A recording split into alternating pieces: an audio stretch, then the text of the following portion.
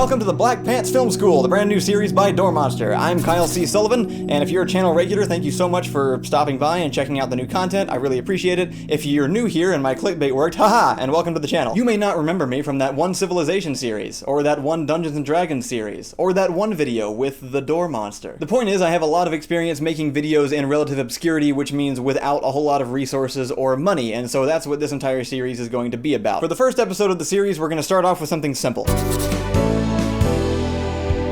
Yep, it's a list video. It's a list though, so I don't know how else to present it really. It's not just stuff that I came up with right before this to pad out the list though. These are actual items that me and the Doormonster crew have collected in this trusty backpack over the last 5 years after at some point on set going, hey, can somebody remember to put that thing in the backpack when we get back home? Because we've needed it like 5 times now. And we usually don't. We forget to put it in the backpack. Except for these 8 things, because these were important. Number 1, GAFF tape. This is going to be the only real piece of film equipment on this list. You can get it on Amazon for about $15. This is basically Filmmaker's duct tape, and you use it for literally everything. You need a light cable taped to the floor so that nobody trips over it, dies, and destroys your entire set. GAFF tape. You need to attach an expensive fancy microphone to a boom pole, but nobody remembered to bring the correct mount. Who cares? GAFF tape. You need to suspend an actor from the ceiling, but you don't have any kind of rigging equipment, and it's the 1920s, so safety regulations don't exist yet. GAFF tape. The arsonist's entire flamethrower from the guards themselves, that thing is just built out of PVC pipe and GAFF tape. That's it. That's the whole thing. Fun fact, GAFF tape is short for gaffer's tape because it was originally used for lighting and holding cables to things. And lighting people called themselves gaffers. At one point. They made that decision, because filmmakers are dumb. Number 2, SD memory cards. You can never have too many of these. Get them all the time. As many as you can get, put them everywhere. Whatever you're recording is going to record to an SD card, and you're probably going to be handing them to other people so that people can transfer footage. You won't have them when you need them, and you got to be able to just like pull them out of places. I've kept one in my wallet. This isn't even it. I've kept one in my wallet since like 2012 or something because I forgot one time. Always have an extra SD card. Number 3, safety pins. You're out in the woods, everybody's hot, everybody's sweaty, you got the shot set up, you just need to get this guy saying one line, but one piece of his costume is like not draping right over his shoulder, just is kind of like loose and flapping in the wind, and it doesn't look good on camera, and you just need it to stick right there. You have to like try to sneak somebody back there to hold it in place, or you have to change the angle a little bit, or you just have to suck it up and live with the fact that it doesn't look as good as you want. Or you can carry a little box around like this, and then you can just pin everything together. It doesn't even have to be a real costume. Most of our costumes aren't. They're just like cloth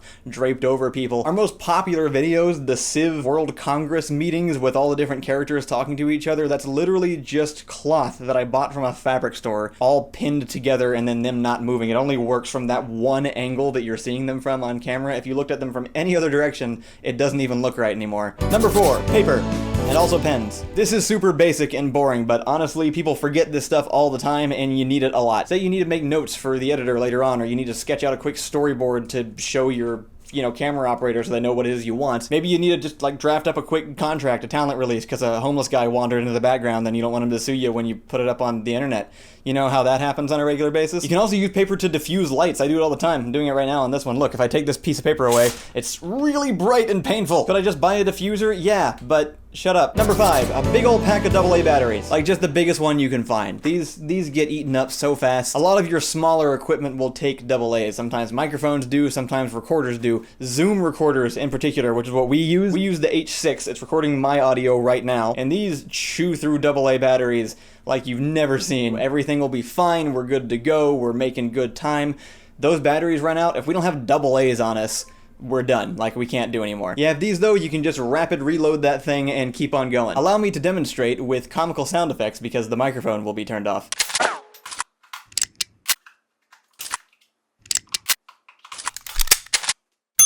Number 6, plastic shopping bags. These are obviously super cheap. You get a whole bunch of them whether you want them or not. They're bad for the environment. You shouldn't throw them away in the first place. What are you going to do with them? How about you use them as rain protection for your equipment because you're poor? Shove a few of those in your backpack, and when you're out there and it starts sprinkling a little bit, you just take it and you punch a hole right through the freaking bottom of it. You have to do it with at least that much rage, and then you take your camera and you just stick it in the lens and boom.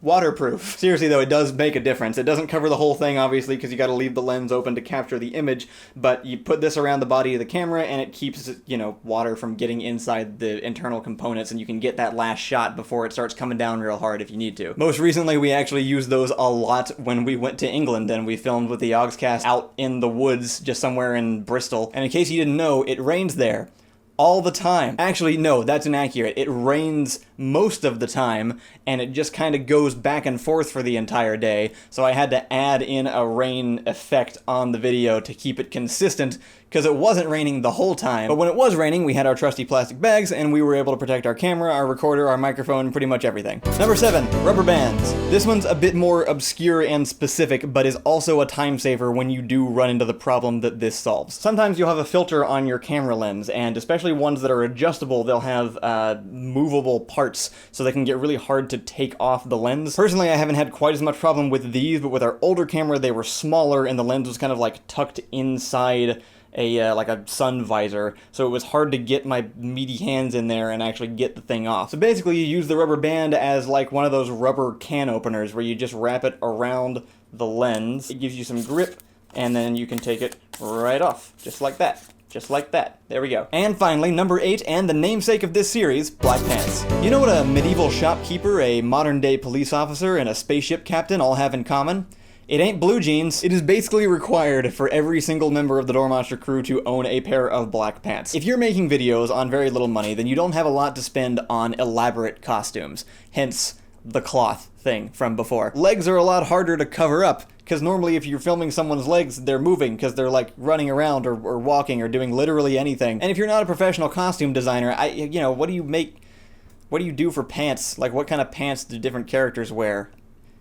Who can't make them black? I can't even count the number of times somebody's just wearing black pants as part of their costume in our past sketches. I bet one of you can, and will. Now, is this gonna make or break your production? Probably not. Like, if you're just making a student film or something, and you just kind of gotta get the idea across of what's going on in the scene. You don't have to have, like, a fully dressed up guy. I mean, Gus Johnson makes videos all the time where he doesn't do anything other than, like, throw a wig on his head or something. And that totally works, so you don't really need it. But if you want some semblance of a costume, and you want to just like give it that little extra nudge towards professionalism, you can't go wrong with a pair of black pants. And that really represents our entire attitude here with this series, which is, let's figure out how to make this look as good as possible with as little money spent as we can. The running theme behind all of these items that I've shared today is saving time, because when you're trying to get something done quickly, especially if you're on a schedule and you're trying to get something up every single Monday, for example, missing one little tiny object can set you back by half an hour, a full hour, and really throw off your entire schedule. So if you're going out to film your own video, grab yourself a backpack and shove all this stuff in there along with your own equipment and anything else you can think of. If you have any suggestions for things to add to this list, feel free to leave them in the comments. I'd be curious to see what you guys have found useful in the past, and let me know anything else that you would be interested in learning about in the future. I think the next video will probably be another fireside chat where I talk about whether or not to go to film school. And then after that, I have videos planned for how I've done special effects in some of our past videos. Like I mentioned before, I want to do a lot of writing material, and we'll just bring in other aspects of our past work and other tricks we've found to speed up the process. Let me know if there's any specific topic or video that you want covered, and I'll be happy to add it to the list. Thank you so much for attending Black Pants Film School, and I will see you next week. New outro!